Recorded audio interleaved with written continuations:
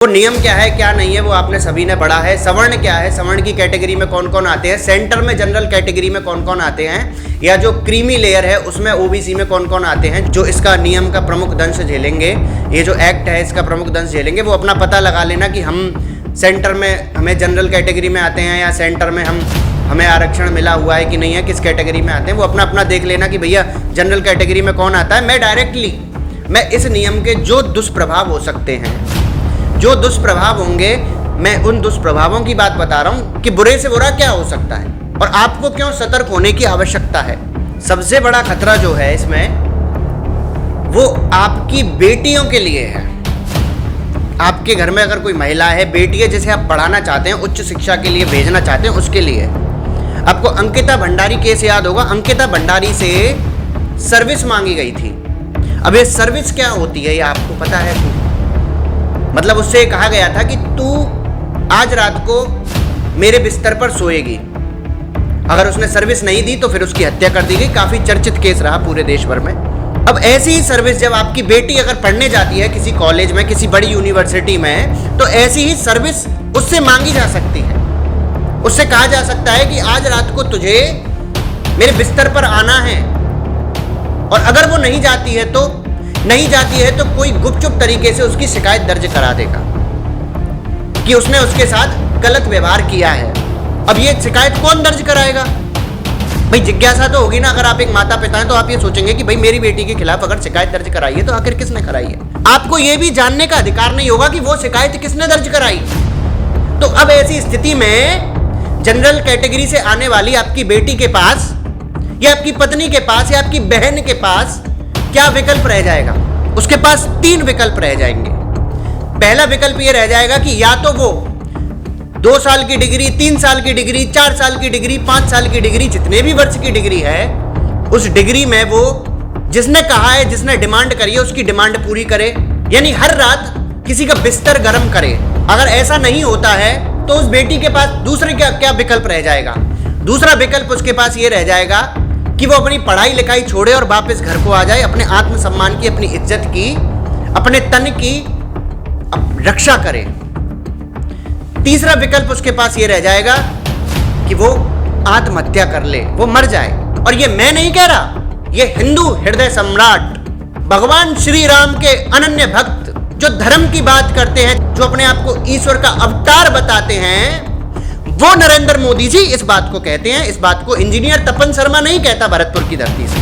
दूसरा इसमें क्या हो सकता है? दूसरा दुष्परिणाम ये सामने आ सकता है कि सपोज करिए आपने अपना एक बहुत ही होशियार, अच्छा, इंटेलिजेंट एक बच्चा, अपना बच्चे को बड़ा करके, जवान करके, संघर्षों से पाल के उसको आपने भेजा कॉलेज यूनिवर्सिटी पढ़ने के लिए। 1 साल बाद, 2 साल बाद या 3 साल बाद उस बच्चे की लाश आपके पास लौट के आ रही है। अगर आप जनरल कैटेगरी सवर्ण समाज से हैं, या फिर आप सेंटर में जनरल कैटेगरी में आते हैं, या फिर आप क्रीमी लेयर, आप जानकारी कर लेना, शायद क्रीमी लेयर ओबीसी भी ऐसी प्रताड़ना झेल सकती है। उसकी लाश वापस आएगी, ये आप लिखवा के रख लीजिए। क्यों आएगी? क्योंकि जब वो अपने कॉलेज जाएगा या हॉस्टल जाएगा तो उससे कहा जाएगा कि तू मुर्गा बन जा, उससे कहा जाएगा हमारे लिए पानी लेके आ, उससे कहा जाएगा इस पूरे हमारे कमरे की झाड़ू पोंछा कर, उसको कहा जाएगा कि हमसे थप्पड़ खा। और अगर उस बच्चे ने ये कह दिया, गलत बोल दिया कि नहीं साहब मैं ऐसा नहीं करूंगा, तो ये तो गलत व्यवहार हो गया, गलत व्यवहार हुआ ना। और कोई उसकी शिकायत कर देगा, उसकी शिकायत कर दी जाएगी। शिकायत के बाद उसको या तो 2-3 साल के लिए जेल में डाल दिया जाएगा, या फिर उस बच्चे को अपनी पढ़ाई लिखाई छोड़नी पड़ेगी, शिक्षा से वंचित होना पड़ेगा, या फिर उसको एक बढ़िया मजबूत पंखा और एक रस्सी की तलाश करनी पड़ेगी, मरना पड़ेगा। और ये मैं नहीं कह रहा, ये पुनः हृदय हिंदू सम्राट नरेंद्र मोदी जी इस बात को कह रहे हैं कि आपके साथ हम ऐसा करेंगे, आपके बच्चों और उनकी आगामी पीढ़ी के साथ। और दूसरी पार्टियां, कांग्रेस पार्टी, आम आदमी पार्टी, ये चुप रह के अपनी मूक सहमति दे रही हैं। मूक सहमति का मतलब आप समझते हो, जब अन्याय होता है तो हम चुप रहते हैं, इसका मतलब हम सहमत हैं। आप जो कर रहे हो मोदी जी सही कर रहे हो। हर विषय पर विरोध करने वाली कांग्रेस और आम आदमी पार्टी और अन्य पार्टियां, क्षेत्रीय पार्टियां इस मुद्दे पर नहीं बोल रही कुछ भी। इसका अर्थ क्या है कि वो मूक सहमति दे रही हैं। इस बात के लिए कि आप अपने अच्छे भले बच्चे को मेहनत से बड़ा करोगे।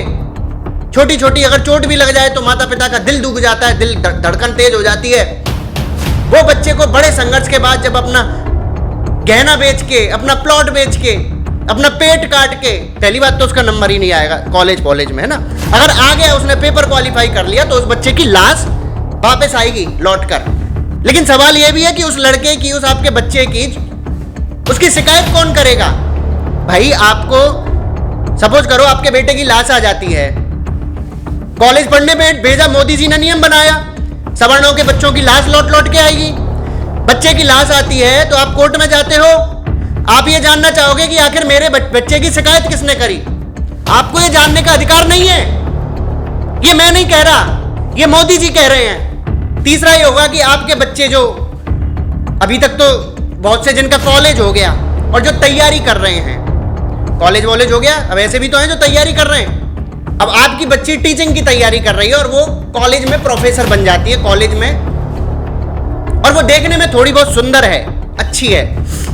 अब सरकारी नौकरी वाली लड़की तो किसको अच्छी नहीं लगती। अब उससे कोई व्यक्ति, चाहे वो टीचर है या कोई और है, वो ये डिमांड करता है कि तू मुझसे विवाह कर, और अगर वो विवाह नहीं करे तो, अगर वो जनरल कैटेगरी में मना कर दे, मैं विवाह नहीं करूंगी या आपके साथ संबंध नहीं बनाऊंगी, तो ये तो गलत व्यवहार हुआ ना। इसकी शिकायत कर दी जाएगी। अब शिकायत कर दी जाएगी तो भैया 24 घंटे में जांच बैठ जाएगी।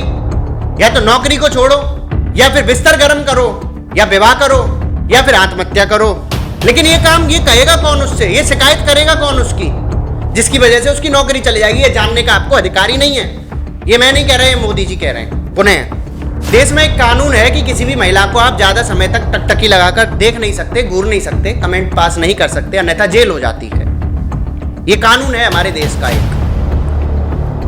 लेकिन कॉलेज कैंपस में ऐसी टीम्स गठित करी जाएंगी जिनको इक्विटी स्क्वाड्स कहा जाएगा, और वो जो इक्विटी स्क्वाड्स हैं, वो इक्विटी स्क्वाड्स उनका काम ये होगा कि वो सभी पे निगाह रख सकें। तो भैया एक महिला पर भी निगाह रखी जा सकती है, उसको खूब घूर के देखा जा सकता है, चाहे तो उससे कमेंट भी कर सकते हैं, क्योंकि वो रिप्लाई देने की अवस्था में तो है नहीं। अगर उसने रिप्लाई दिया तो विवाद होगा, विवाद होगा तो क्या होगा भैया?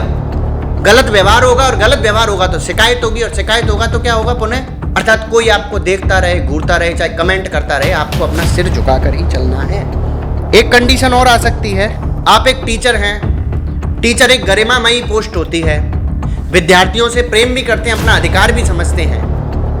अब सपोज करिए आपने किसी बच्चे को थोड़ा सा डांट दिया कि बेटा तुम गलत कर रहे हो, तुम शैतानी कर रहे हो, तो भैया आपकी नौकरी चले जाएगी अगर आप जनरल कैटेगरी से। इस बात को याद रख लेना। एक बच्चे ने कॉपी में अच्छा नहीं लिखा या वाइवा में अच्छा नहीं प्रदर्शन किया, क्योंकि वाइवा में बोलकर ही तो होता है, और वो नहीं बता पाया, कुछ नहीं बताया, लेकिन आप उसके नंबर कम नहीं दे सकते।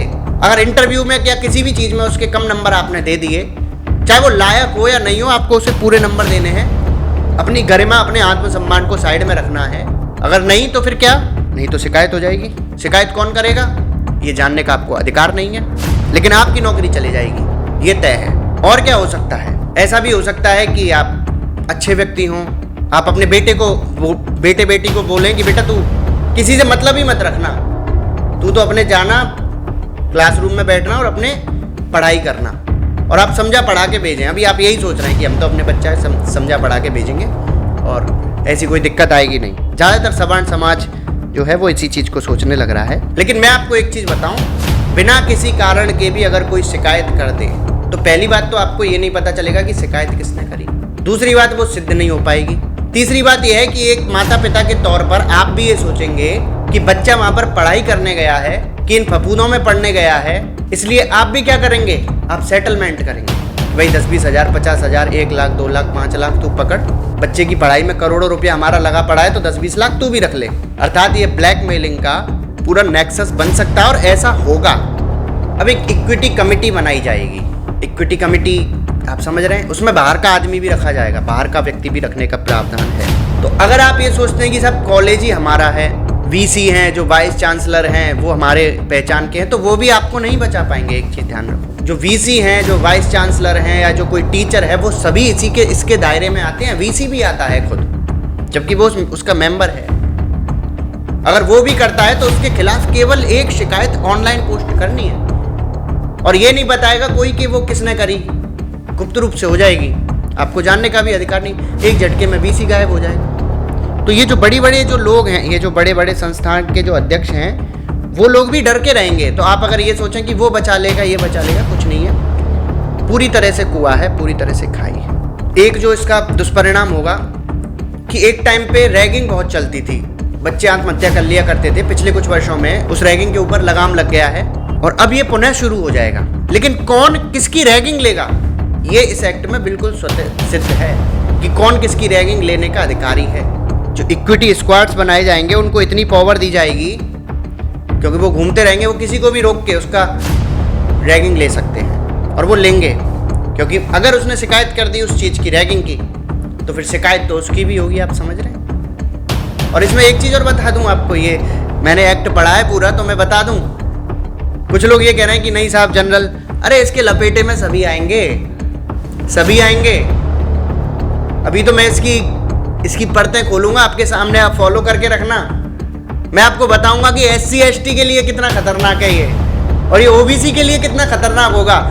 अरे उसमें कानूनी भाषा ऐसी है कि उसमें जो शब्द है उनका बड़ा हेर फेर है। एक जो दुष्परिणाम इसका होना ही है वो ये है कि बच्चों का जो ध्यान है वो पढ़ाई से हटकर राजनीति, गुटबाजी, मीडियाबाजी, हवाबाजी और गलत चीज़ों की तरफ जाएगा निश्चित रूप से। हम जब यूनिवर्सिटी कॉलेज में बच्चे को भेजते हैं तो हम क्या कल्पना करते हैं कि ये बच्चा केवल और केवल पढ़ाई पे ध्यान दे, लेकिन कॉलेज वाले क्या करेंगे, 4-5 लड़कों को बुला के उनका इक्विटी स्क्वाड बना देंगे, किसी को कमेटी मेंबर बना देंगे जो अस्थाई कमेटी मेंबर होता है, जिसको वोट देने का अधिकार नहीं होता, 2 बच्चों को बनाते हैं उसमें, किसी को कुछ बना देंगे। उससे क्या होगा, उससे बच्चों का ध्यान, चाहे वो किसी भी कैटेगरी का हो, क्या उससे बच्चों का ध्यान पढ़ाई पे आकर्षित होगा। कई बार बच्चों को एक दूसरे की आवश्यकता भी होती है, कई बार कोई इंटेलिजेंट बच्चा है किसी भी कैटेगरी का, सही, उसे दूसरे बच्चे की आवश्यकता होती है, कोई असाइनमेंट बनवाना है या कोई चीज़ समझनी है, कोई टॉपिक समझना है, बच्चा एक दूसरे से मिलने से डरेगा, उनमें जो आपस की ग्रोथ की भावना है वो भावना खत्म हो जाएगी, वो कम हो जाएंगे, वो एक दूसरे के साथ बैठने से डर पेंगे। ये होना ही है और इसीलिए ये किया गया है। ये भेदभाव को और अधिक बढ़ाएगा, इमरजेंसी कंडीशन पैदा कर देगा, और सबसे बड़ा जो इसका इम्पैक्ट पड़ेगा वो माता पिता पर पड़ेगा। माता पिता अपने बच्चों को कॉलेज भेजने से डरेंगे, वो डरेंगे कॉलेज भेजने से, खासकर सवर्ण समाज के, क्योंकि इसमें जिस तरह का लॉ है उसमें क्रिमिनलाइज किया गया है सवर्ण समाज को, क्रिमिनलाइज किया गया है, यानी अपराधी बनाया गया है।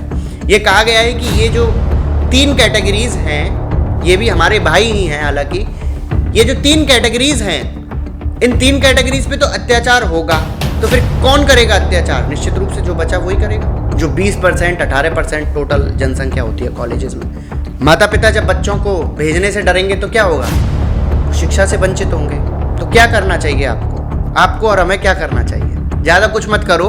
जिनको कह के ये कह रहे थे कि इसको वोट देने से हम सार्थक हो जाएंगे, उसको पकड़ो, उसको कहो कि वो अपना मुंह खोले, बहुत हो गई राजनीति। उस चालाक आदमी को जाके बोलो कि तू अपना मुंह क्यों नहीं खोल रहा, क्योंकि मैं आपको बताऊं लगभग 8 से 9 तो मुख्यमंत्री हैं सवर्णों के, और आप देख लीजिए कितने कैसे कैसे जो पद हैं, कोई मंडल अध्यक्ष बना हुआ है, कोई शहर अध्यक्ष बना हुआ है, कोई जिला अध्यक्ष बना हुआ है पार्टी विशेषों में, लेकिन सारे चुप हैं। एटलीस्ट आप उनसे जाके कहिए कि आप अपनी सार्थकता को सिद्ध करें, आप इस सार्थकता को सिद्ध करें कि आप समाज के प्रत्येक वर्ग के साथ कंधे से कंधा मिलाकर खड़े हो सकते हैं, लड़ सकते हैं। अगर किसी के साथ अन्याय होता है तो आप खड़े होंगे, चाहे वो उस व्यक्ति के साथ ही क्यों ना हो जिसका वोट प्रतिशत बहुत कम है।